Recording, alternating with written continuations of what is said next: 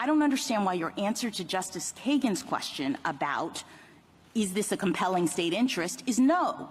The answer is obviously yes, that you have an interest in remedying the effects of racial discrimination that we identify using this tool.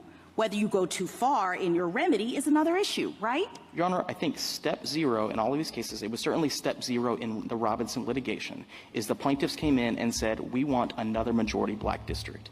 I thought they came in and said, we are not receiving equal electoral opportunity because our votes are being diluted. Which is the same way of saying we deserve a second No, majority it's not, black district. because that, again, just trust me on this. Can you provide a definition for the word woman? Can I provide a definition? No, Yeah, I can't. you can't? Not in Okay. this context. So you I'm not a believe the biologist. meaning of the word woman is so unclear and controversial that you can't give me a definition? Senator, in my work as a judge, what I do is I address disputes. If there's a dispute about a definition, people make arguments, and I look at the All right. law and I decide. So I'm not. Just trust me on this. What you just said It's because you.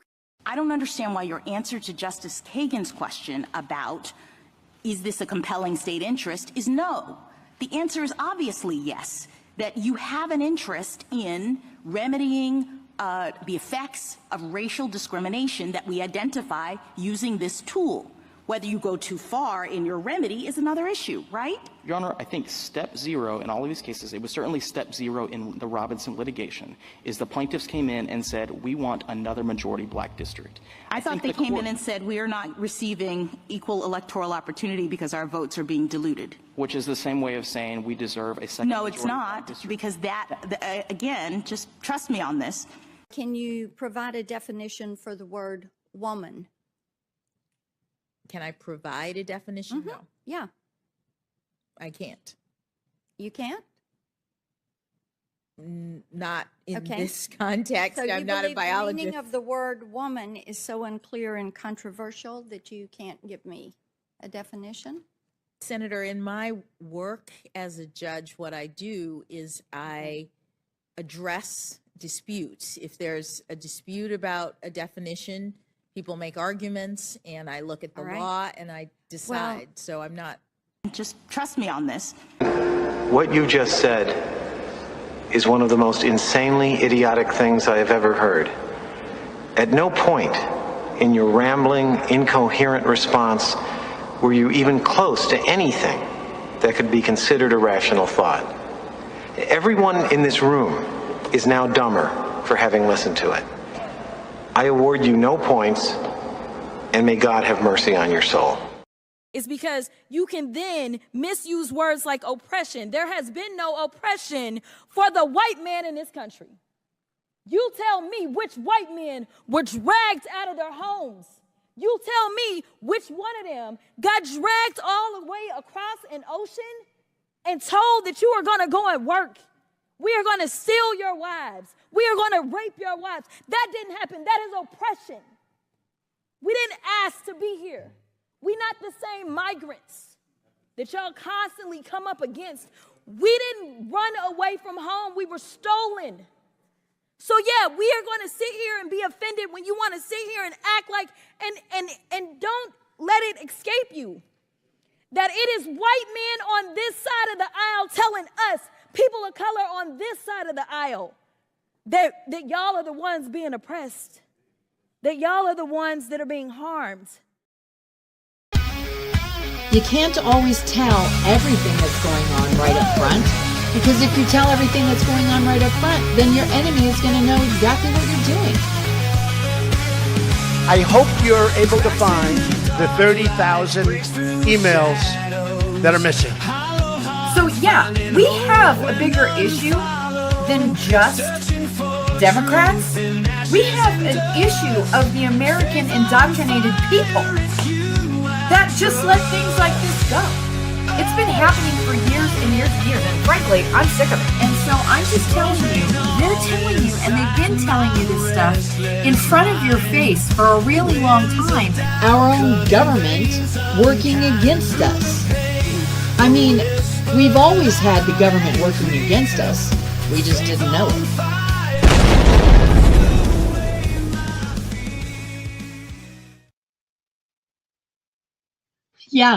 Yeah, that's true. Linda said she was appointed by the auto pen. I know. And I hope that's going to be a problem. I really hope that's going to be a problem. That was Ketanji Brown. Not understanding what the definition of a woman is. I don't know. I can't say. I have no clue. All right. And trying to tell us to trust her on this one about the Supreme Court case. That is her argument today. That is not from before. The first part of that's her argument today. What is really interesting to me is this Louisiana redistricting thing, because what happens is if the SCOTUS, which I'm pretty sure they will, the Supreme Court justices will side that the redistricting is fine. There's nothing wrong with it because it's more representative of the community. And this race argument is so totally ridiculous. I just can't even believe it. So what I want to do is I want to bring up this article, and then we'll listen to some stuff from the Supreme Court. And then Dinesh D'Souza also has, he's doing a discussion, debate, whatever you want to call it, from a person who's asking him about this race stuff. And, you know, if it wasn't for Obama, I don't think this race stuff would even be a thing. But because it is, I guess we're going to have to look at it. I mean, we're just going to have to look at what's going on here. So today, the Supreme Court is ruling on some voting rights, which sure looks like it's going to give the Republicans at least 19 seats. And if this one holds, it could even end up with 40 seats if you take into consideration that the redistricting plan all over the United States, this could actually trigger a real redistricting plan, which I don't think I'd be opposed to that. The only reason I'm not opposed to that is because it would be more representative of the country. Before I go into this article, though, probably should be saying if Dems threw away their race card, they would have no cards. I know. I agree with that. Let me get that up there just for a second. How did I get it up there? Oh, I see. Okay. So what's happening with this redistricting thing right now is what the Democrats want is they want to make these lines totally ridiculous. Okay. What it's supposed to be is in the districts, you take, like, let's say, I don't know, 1,000 people. Let's just keep it easy. 1,000 people here, 1,000 people here, 1,000 people here, 1,000 people here, 1,000 people here. Okay. And you keep those districts to be representative of the people. Now, occasionally you have to redraw the map because people move in and out and that kind of stuff. And you might want to keep it in thousands. I don't know. Whatever it is you have. So anyway, occasionally they will redraw the maps to be a more representative. They're supposed to be more representative of the people that live there. Now, but what Democrats have been doing. Okay, so I'm gonna show you hopefully on a piece of paper. What Democrats have been doing is doing this. Like, okay, so there's some black people over there, and there's some black people over here, and over here, and over here, over here. And so they make it so that it's like this. Okay.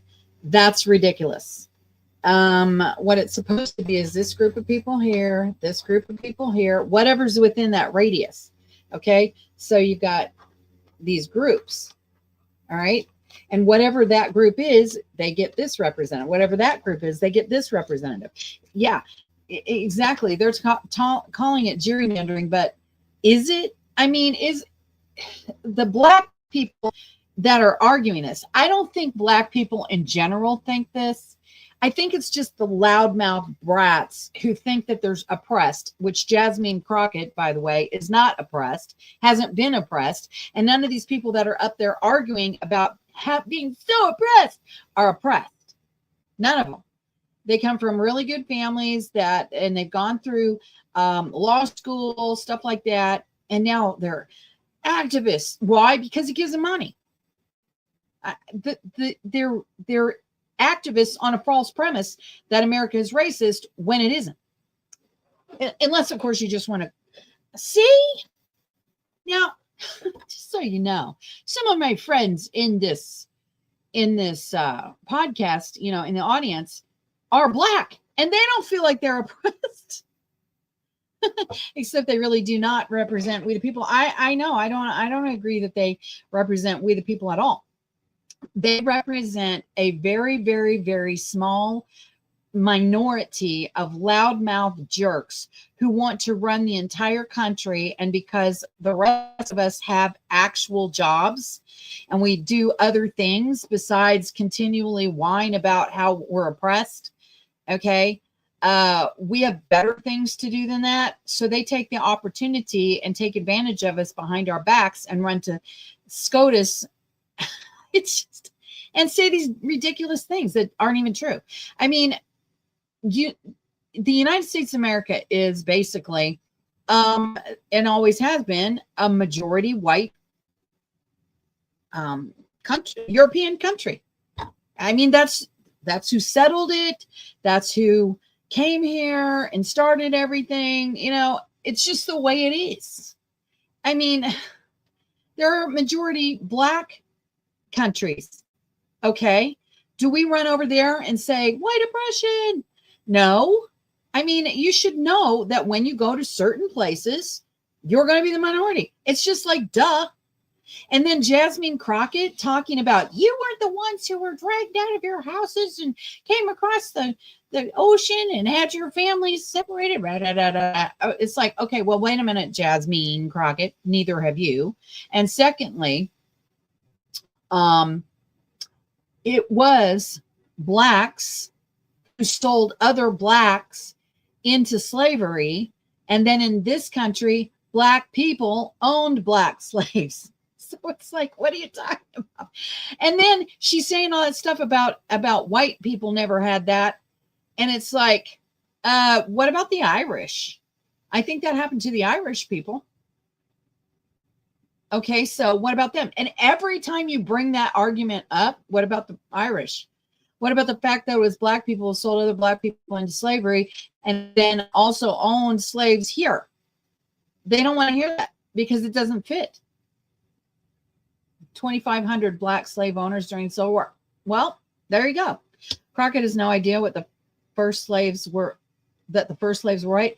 Well, all through the ages, all through the history of the United States, well, that too, but the world, slavery has always been a bad thing, no matter who the captives are. Ask the Jews. What about Israel being slaves of Egypt? I mean, come on. This is why I'm like, what are we supposed to go over? I want my reparations now, and I want them before the Black people because I am a descendant of the Jews. Am I supposed to do that? Well, get in line, honey, because I get my reparations first. This doesn't even make any sense. So let's look at this article here. A major redistricting case returning to the U.S. Supreme Court on Wednesday could not only determine the fate of the Federal Voting Rights Act, but also unlock a path for Republicans to pick up a slew of additional congressional seats. Now, remember, this is coming from NPR, so they have narrative in their writing. A slew! You mean the ones that were rightfully ours to begin with. If the High Court overturns the Act's Section 2, a provision that bans racial discrimination in voting. Excuse me, bans racial discrimination in voting. And they're arguing race. I don't think these things actually hit them. because they will sit there and argue a totally racist, hypocritical position like they're if they don't make this point, then their entire life is based on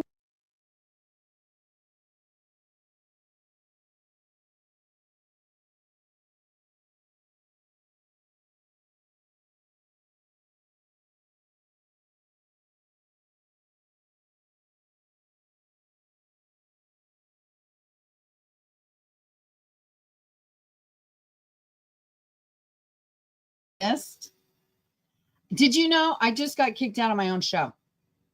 Trump just freed Palestine? Oh, yeah. KBG is an absolute DEI hire. We have the appointing president's own words. I know. I get kicked out of my own show. So let's go back to what I was reading. How dare you? How dare you? If the High Court overturns the Act's Section 2, a provision that bans racial discrimination in voting, GOP-controlled states could redraw at least 19 more voting districts for the House of Representatives in favor of Republicans, according to a recent report by the voting rights advocacy groups Black Voters Matter Fund and Fair Fight Action. Can you imagine if we had a White Voters Matter Fund? I mean, Black Voters Matter Fund seems discriminative from the get-go. Just saying. Where's the Hispanic Voters Matter Fund? And depending on when the court rules in the case, known as Louisiana versus Callis, some number of the seats could be redistricted prior to next year's midterm election. The analysis comes as President Trump continues to lead a GOP push for new maps in Texas, Missouri, and yes, it should be North Carolina and other states that could help Republicans preserve their slim House majority over the 2026 election. Because I have to tell you, I think we have definitely a major majority, way more than what the maps look like, and way more what NPR or any of these ridiculous compromised supposed media outlets. They're just propaganda churners. That's all they are. I think there's absolutely more conservatives, always have been. Instead of paying attention, everything was rigged.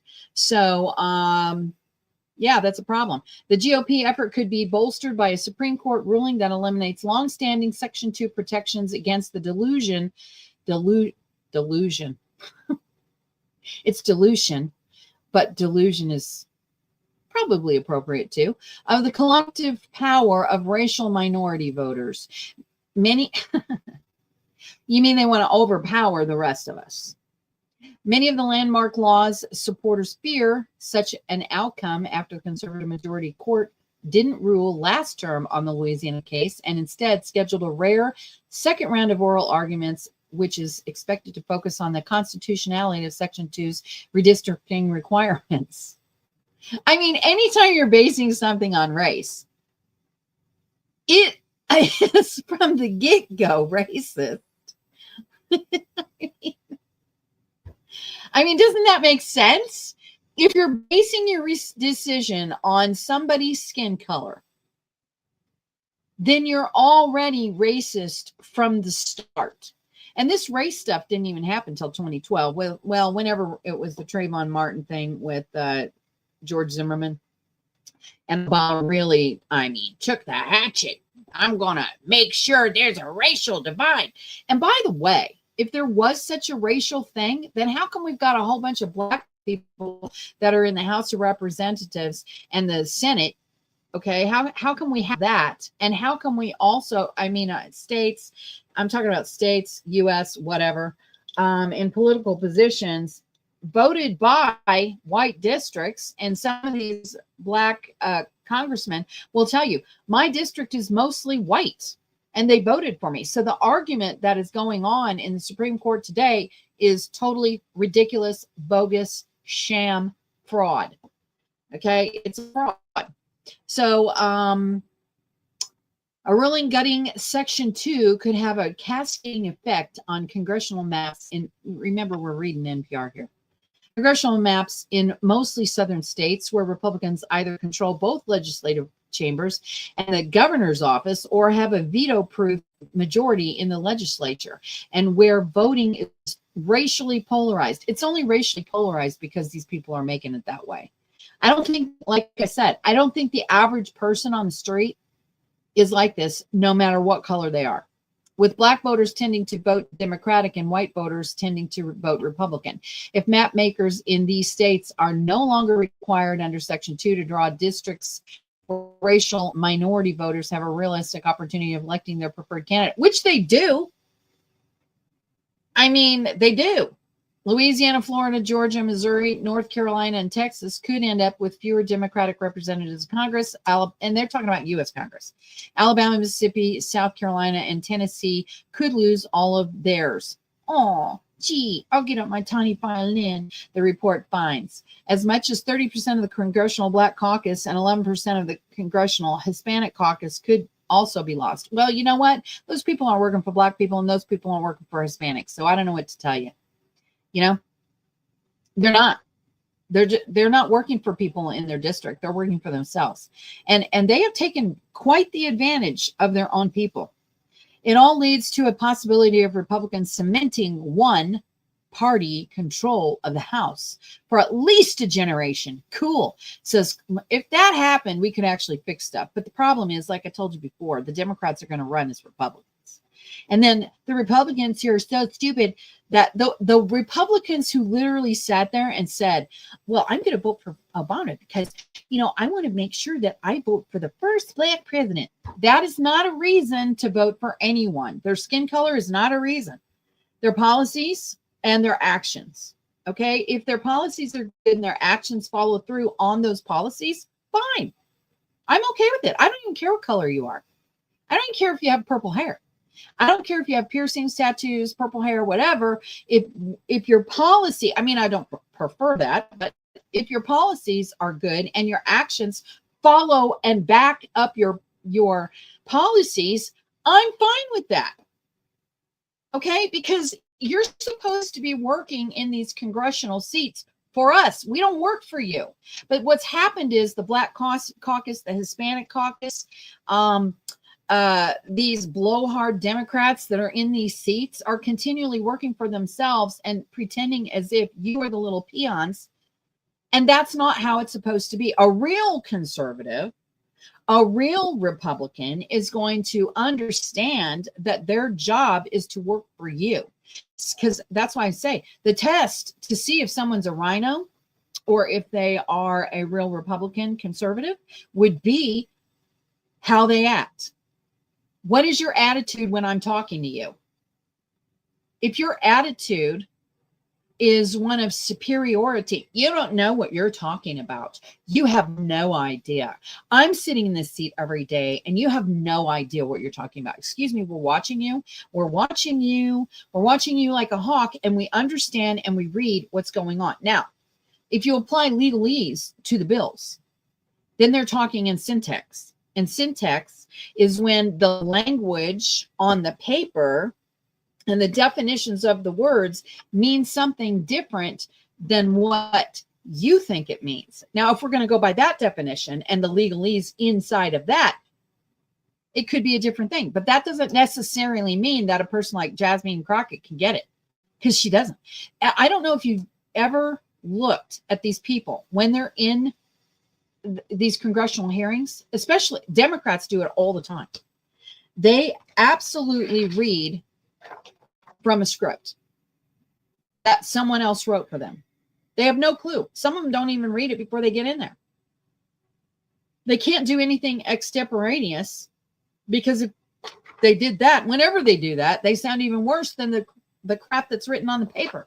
I mean, on paper, they sound really super stupid.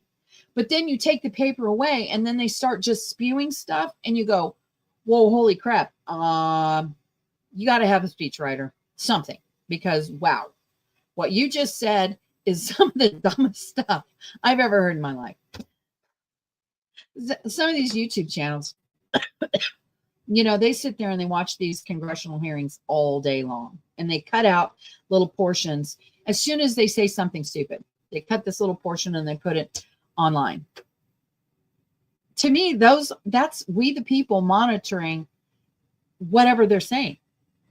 And it's so ridiculous. It's theater out there. Just because someone committed a oh yeah. Yeah. Just because someone committed a crime, that does not make them a criminal. That was Jasmine Crockett. I don't know if you saw Don Lemon the other day. So he was in Chicago. It was in Chicago. He was doing a man on the street. Have you ever watched Don Lemon do Man on the Street?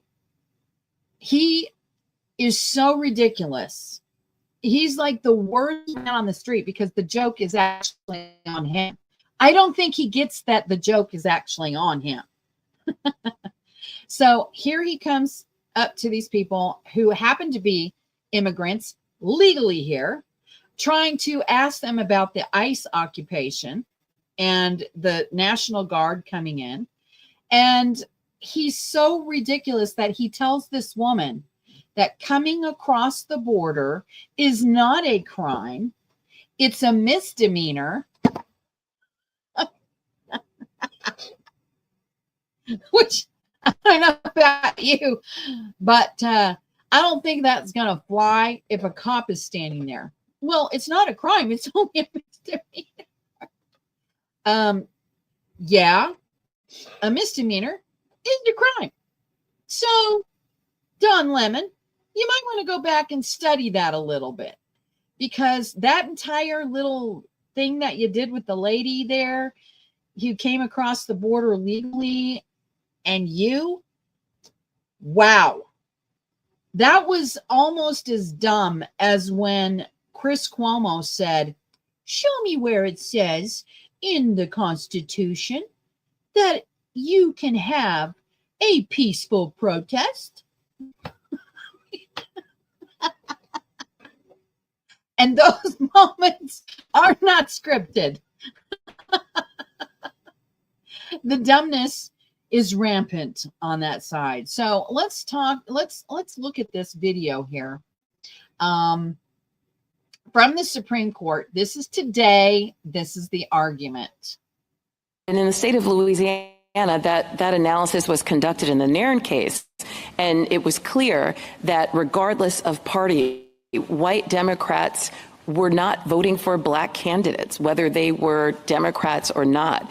And we know that there is such a significant chasm between how black and white voters vote in Louisiana that there's no question that even if there is some correlation between race and party, that race is the driving factor. True.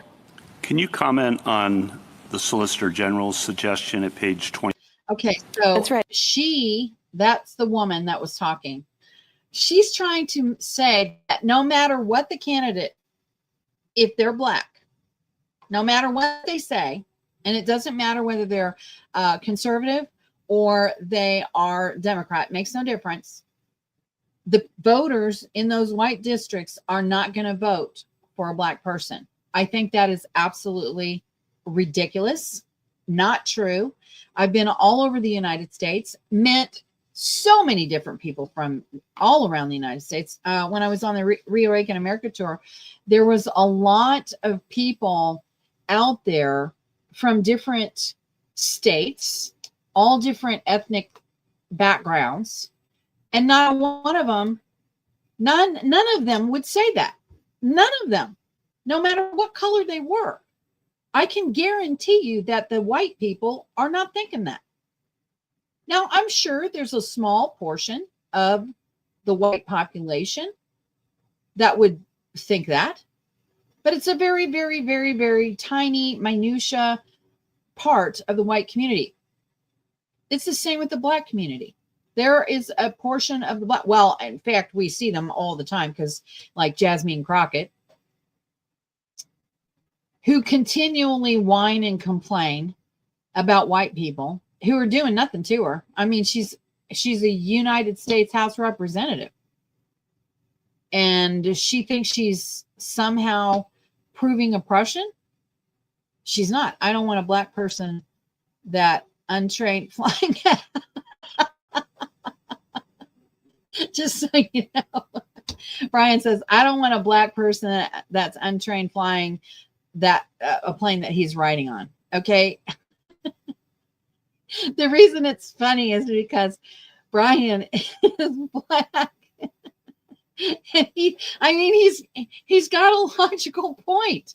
It doesn't make any difference what color you are as long as you can fly that plane.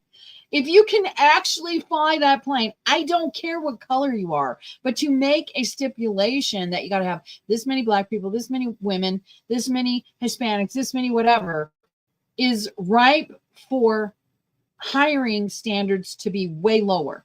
This is part of their plan to offer 80 million illegals. I know. Yep, exactly.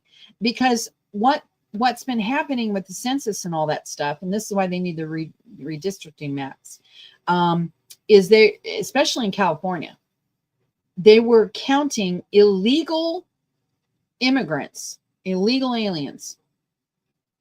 They were counting them on the census, which skewed the congressional maps. So do you really think that California is that much Democrat? When you look at California itself,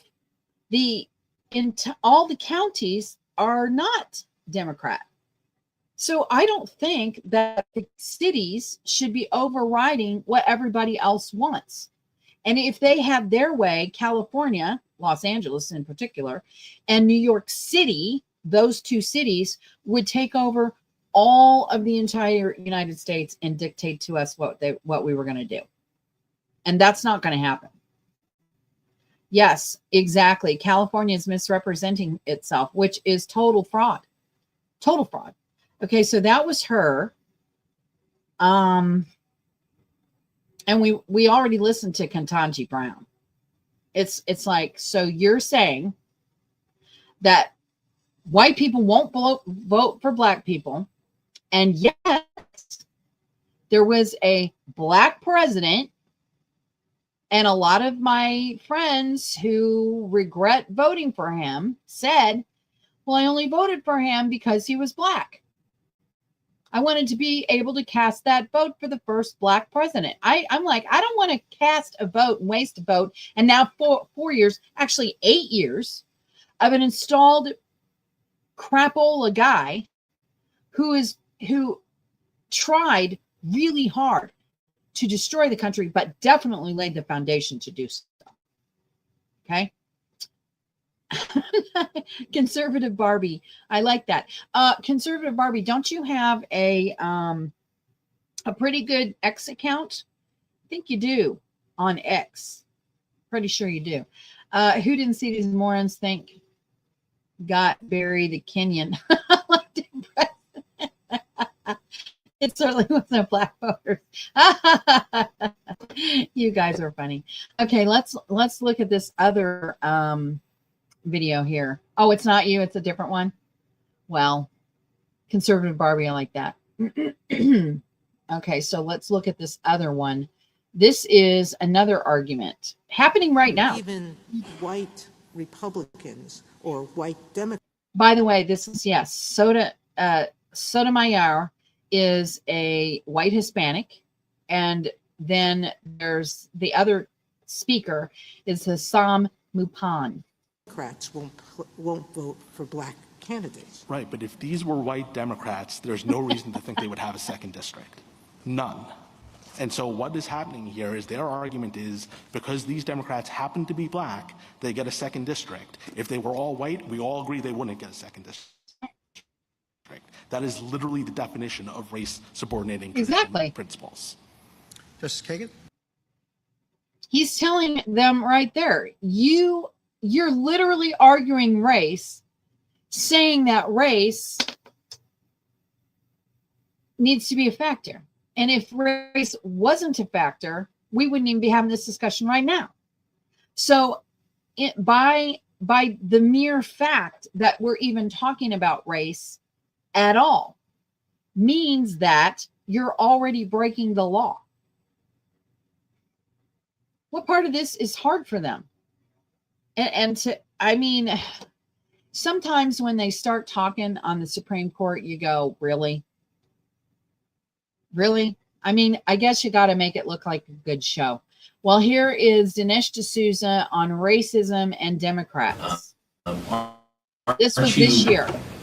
Insulting all the intelligent people here and the 80% of African Americans who are Democrats by claiming that the current Democratic Party has anything to do with that Dixiecrat party from 50 years ago that was trying to stop them from voting?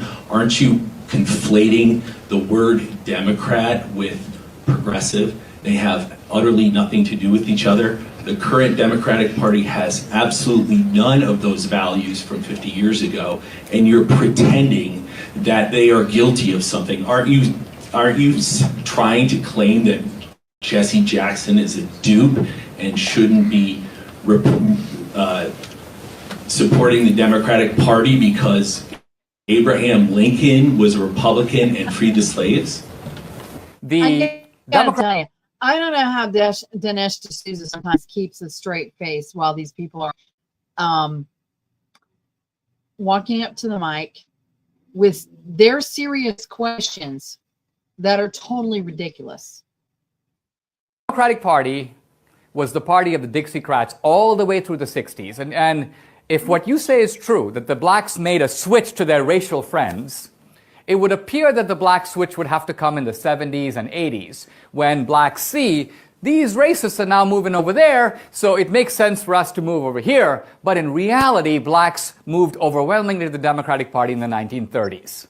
The black vote went from about 15% Democratic to about 70% Democratic within 4 years. The places they could vote. That's right, but which was the North. Also in the Jackie Robinson was a Republican for darn good reason. That's absolutely right. But here's what I'm getting at. You wouldn't be today. We can debate Jackie Robinson because it's always difficult to know what dead people would say. If Martin Luther King were alive today, Martin Luther King isn't alive today. Okay, but here's the point I'm getting at. The reason that blacks switched from the Republican Party to the Democratic Party had everything to do with the benefits of the New Deal and nothing to do with racism. In fact, yes, and in the South, too, blacks switched to the Democratic Party. It's not that blacks couldn't vote in the South. It's that there were all kinds of barriers to black voting. See, you can never get it. Under FDR, there was blacks couldn't vote in the South at all. No blacks voted in the South. Very, very few. How many? How many? I don't know. Okay. I thought so. Look, there were all kinds of poll taxes and barriers imposed by the Democrats on the black vote until the Democrats realized that they could get the black vote by offering jobs, welfare, retirement programs. Are you telling me that FDR in the South was telling blacks who were voting for the Democrats, you can't vote? Not true. Not true. Blacks in the North and the South switched to the Democratic Party because of New Deal benefits. Many of them were very sad about doing it because they were leaving the party of emancipation and Lincoln and flinging themselves into the party of the Ku Klux Klan and the Dixiecrats who were in the South and were in the Democratic Party.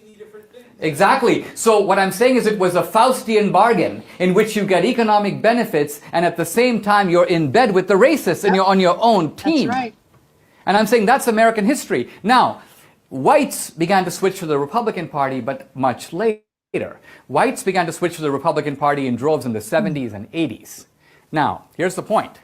If you look at racial opinion in the South, and there's a voluminous body of data on this, as racism in the South dramatically declines, the Southern identification with the Republican Party begins to increase. There's an opposite track. Racism is declining in the South, and whites begin to move to the Republican Party. In fact, two scholars who've written a book about this trace that the least racist Southerners all became Republicans. That the poor white racist Democrat never became a Republican. He was a dug-in Democrat to the end of his days. So the Democratic Party remained the party of racism. And as the South became less agrarian, more prosperous, industry came to the South, the post-industrial society, the Republican appeal of equal opportunity, free markets, prosperity, appealed to Southerners. And that's why so what I'm getting at is that the progressives have sold the South on a guilt trip. Even this whole thing about, the Civil War was really about slavery and the South did slavery.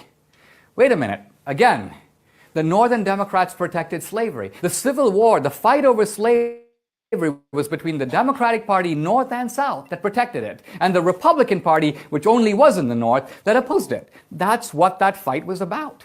It wasn't just the North-South thing is now a disguise to hide the responsibility of a major political party that was the party of slavery for 100 years. That's right. True or false? Well, of course, that's true. See, this is what I don't understand about some of these people who are Democrats, especially if they are a black person, a Hispanic, whatever, is the party of racism are the Democrats. So are white voters racist? I guess that depends on what side you're on, because you literally have white, middle-aged women. I don't know why they think that they need to go out there and speak for black people, but they're out on the streets holding signs as if black people are somehow oppressed, and the black people are looking at them like, who are you? Number one. And number two, why would you think, do you remember this? Why would you think that black people can't get an ID? Remember that? Remember Catherine Hochul? That's the governor of New York, saying that black people, they can't even get a computer. They don't even know about computers. I'm like, really? They work with computers all day long. They're in offices. They're in government. A lot of black people are in accounting and all kinds of professional things, doing office work all over the place and using computers all the time. So to say that they act like they don't know where the DMV is ridiculous, and that's racist. Act like they don't know how to get ID is racist. Act like for some reason, just because you're some, I don't know, superior entitled white woman somewhere in California, that all of a sudden you're going to speak for this black person who is perfectly capable to articulate for themselves whatever that they want to say. Brian said, I'm at work right now on my computer. That's what I'm saying. The majority of my customers, my clients, are black people who are so apt. They are able to, they send me documents. They know how to make attachments. Do you know how many white people I have that don't know how, they're not even that old. Okay. I'm 63. They're younger than me. Don't even know how to do an attachment to an email, or they don't know how to use a Word program. I mean, I don't remember any black people ever saying that to me, ever, at all. White people, yeah. Usually it's just saying it's white men. You guys, you got to get into the tech. But this is why I'm like, who are these women going out there with these signs and acting holier than thou, that for some reason they're the mommy to everybody, and black people can't do stuff for themselves. I don't know any black people that are incapable of doing whatever job they want. They go to school wherever they want to go. They have really good jobs. A lot of them have really good jobs. They're all walks of life. All walks of life. So it's racist to think that they can't do that stuff. It's racist for Ketanji Brown to think that just because Ketanji Brown says something, that all of the black people are going to be on her side. That's ridiculous, because it indicates that people who are black don't have a brain of their own, and they do. I mean, I deal with them every day, and it just blows my mind, the assumption of like Jasmine Crockett pretending that white men are the oppression of the world. The actual people who are getting oppressed right now, probably the most, are white men. I mean, if you look on commercials, today, and who's the one that everybody's dogging on, acting like they're stupid? white men. They have white men in these commercials that they pretend like they're inept. They don't know how to do anything. And so they have to swoop in, and some woman comes in and saves the day. Look at the superhero movies that they've had out lately. They'll have like a love interest between the superhero female and a white man or a man in general. And the superhero woman comes in, swoops in, and saves the day for that man. And he's so grateful, and he's hiding behind her and stuff like that. Here, get back. Let me do it. Excuse me. That's not reality at all. It's not. I mean, how many times do you pass the jar over to a man and say, hey, can you open this? So I don't know. Pretending like they don't know anything is not good.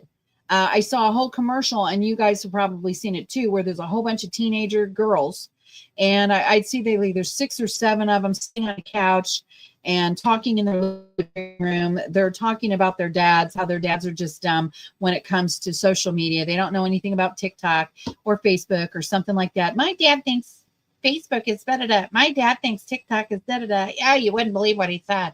Okay, is that how we want our children to be? Disrespectful?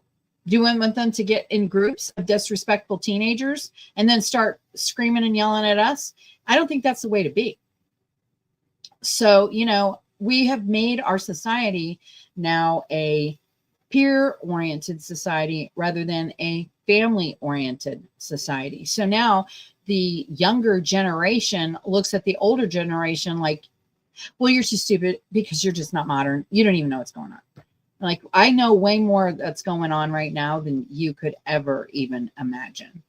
And they target young people. They target students.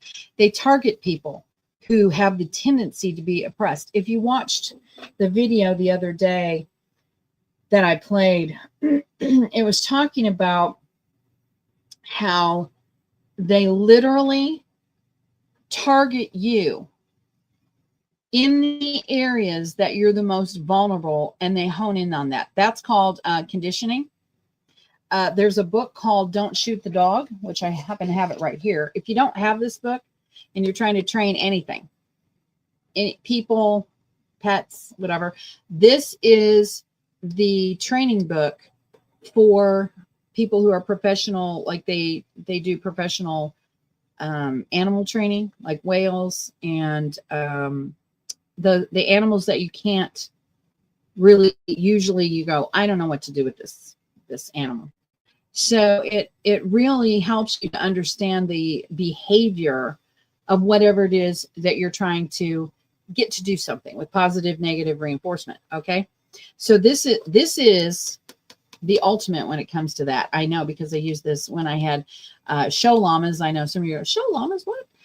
Yeah, show llamas. I used this book to train my llamas at the show so that we could get grand champion. I had multiple grand champions by using this book. This is the same concept that they're using on you right now, positive and negative reinforcement, individualized through technology just to target you.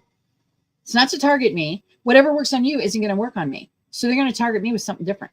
They're going to target every single person in the place where their head lives. Okay? Because they already know what your vulnerable weaknesses are. So you have to be continually guarding yourself. All right? This is going to be a big, big, big issue. My hope is that the Supreme Court does vote down any kind of obstruction to the redistricting, because it would actually be, yeah, that book works on kids too. Absolutely, it does. It would be great to have the seats changed so that there was a conservative majority, like there should be. And it would be great to once and for all, maybe for a short period of time, have those seats changed where we could get someone in there who actually will work in the best interest of us. We the People. Does that book work on crackpot leftists? It would, but it would take a long time. It's conditioning. Conditioning is not something that is usually quick. However, the basic premise is this. You find out what is the trigger, and I say trigger, but I'm talking about like the positive trigger, to move the person in the direction where you want them to go. So for dogs, it might be a little snack. And you have to find the right snack. For other things, like some kids, you can yell at them and they're just automatically, that's negative reinforcement, automatically, start crying. You don't have to do anything with that. Because as soon as they know, they just think that they're doing something wrong, they just break to pieces. Those are easy things. So you got to find out what the reward is that the person or the thing likes, and the negative thing that they don't like, that's going to move them in the direction that you want them to go. And don't think for a second that the NSA and all these government agencies through Palantir Tech have not analyzed every single piece of data that's on you. That means, like, see my broadcast, they watch it all the time. And when I say watch it, I'm talking about the bots. I'm not saying that they have physical eyes on what I'm doing. They don't even care.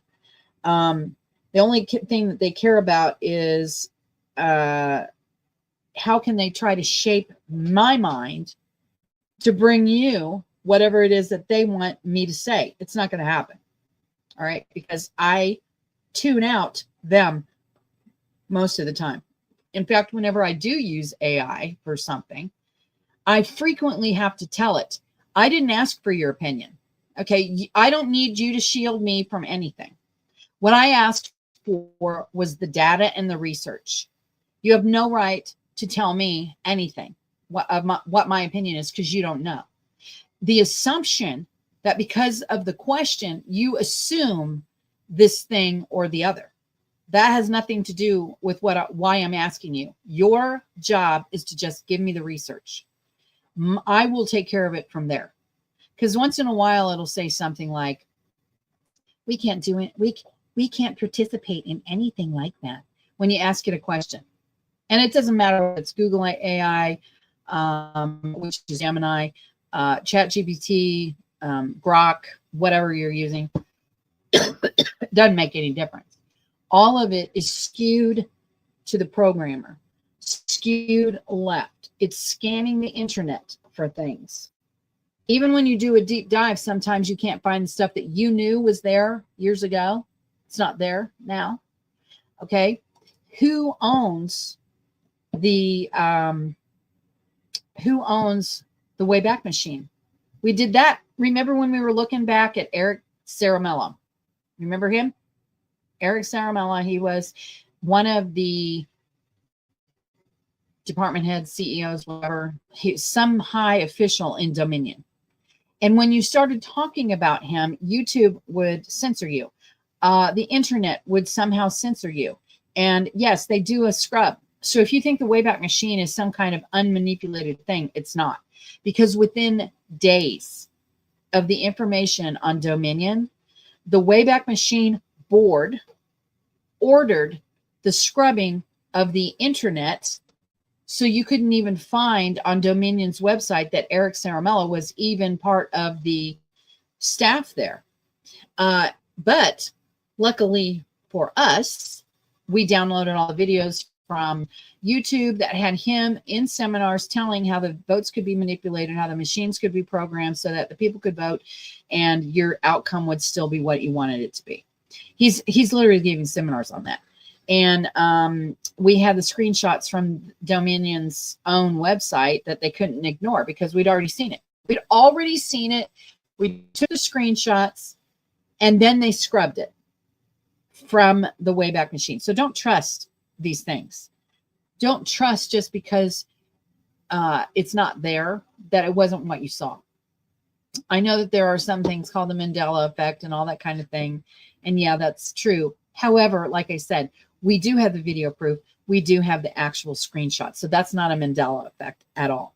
Some of these videos that I showed you the other day about the voting fraud and irregularities, whatever you want to call it, they don't even have them online anymore. Those are from my own personal videos that I had saved because I just had a feeling that they were going to try to scrub all that stuff. I've got documents that are so massive, okay, that now I have a 12 terabyte drive. That's how many documents I have. So I know whenever I get something, they're going to try to get rid of it. That's what they always do. So this redistricting thing that's going on right now is a major turning point in the United States at the moment. It could be, anyway. I think it's well worth our time to pay attention to it. I think you need to find out what your area is doing about these maps. And if you think that you're not being represented, then stand up and say something. I think for a long time, people like me have not been represented properly. I can tell you that the state of Missouri actually looks like it is a majority red state, like a super majority. But that is not how the people in the state Senate, the state House of Representatives act at all. It is like pushing a log chain to get anything logical to even begin to come close to an easy decision. Because you've got Democrats sitting in Republican seats. You've got Democrats pretending to be Republicans, looking down their nose at you, Sear Point. We got one senator here. His name is Sear Point. Is one of the most obnoxious, holier than thou senators that there are in the Republican Party. Totally a rhino, actually a Democrat. He is funded by Democrats, and he puts on airs as if you are just a peasant. He does not think of anyone outside of his own little box as a constituent, which in reality, all of us are the constituent. All of us. Because if their vote affects me, I'm the constituent. And his vote does affect me, so I'm a constituent. This is the problem. Hey, nice industrial tech. Nice to see you. This is a big decision. This is something we should really pay attention to. This could change the entire country. I hope that it does change it for the better, and that these people who are basically race baiters are called out. I hope that they no longer feel that they are entitled to push their arrogance and their ideology on us. I hope that's what they do. Well, guys, hopefully you'll join me tomorrow. And like I said, I was trying to get to the January 6th stuff, but this came up, so I thought that I probably should cover it. So we'll see what tomorrow has in store.